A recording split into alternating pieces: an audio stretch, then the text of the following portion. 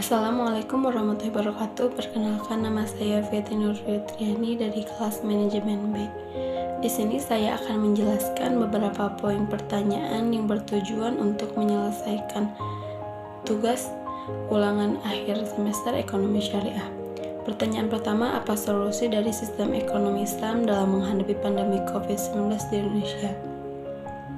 Beberapa lembaga riset kredibel dunia memprediksi dampak buruk penyebaran wabah ini terhadap ekonomi global.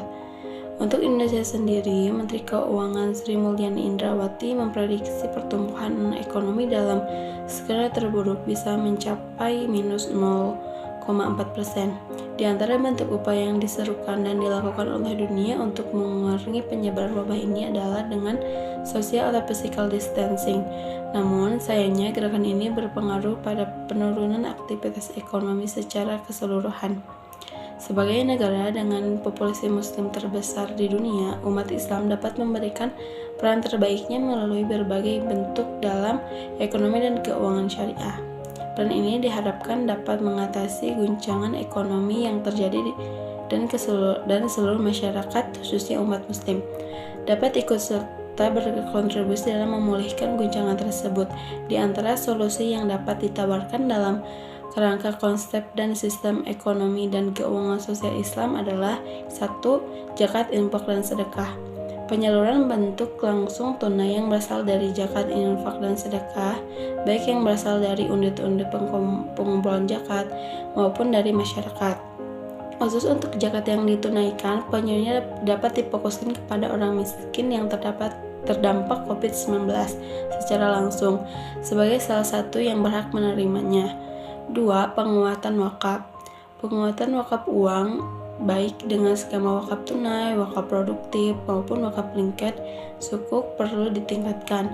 Badan Wakaf Indonesia perlu bekerja sama dengan lembaga keuangan syariah untuk mempromosikan skema wakaf ini agar dapat digunakan untuk pembangunan berbagai infrastruktur berbasis wakaf seperti rumah sakit wakaf khusus korban COVID-19, alat pelindung diri wakaf, masker wakaf, poliklinik wakaf, rumah isolasi wakaf, penggunaan ventilator wakaf, universitas wakaf, dan lainnya.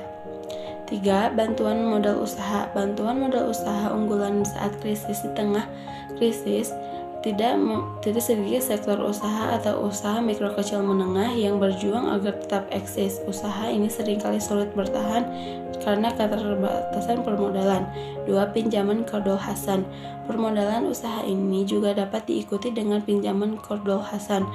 Dalam terminologi ekonomi keuangan syariah, qardul hasan adalah pinjaman yang tidak mengambil manfaat atau keuntungan apapun, namun tetap ditekankan untuk dibayarkan kembali. Produk dan skema ini merupakan salah satu produk atau skema sistem keuangan syariah yang sangat penting dalam mendukung pemulihan atau menopang perekonomian. Yang kelima, pengembangan teknologi finansial syariah. Pengembangan teknologi finansial syariah bisa untuk melancarkan likuiditas pelaku pasar daring secara syariah, di mana pada saat bersamaan juga diupayakan peningkatan fokus pada social financing, zakat, infak, dan sedekah di samping commercial financing. Pertanyaan kedua, apa dampak positif dari manajer BRI Syariah, Mandiri Syariah, dan BRI Syariah menjadi BSI Syariah untuk masyarakat?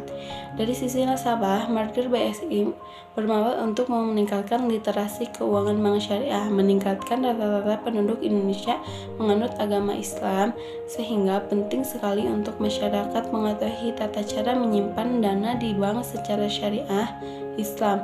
Selain itu, BSI juga membantu nasabah untuk mendapatkan pilihan produk dan jasa yang lebih beragam dibandingkan sebelumnya.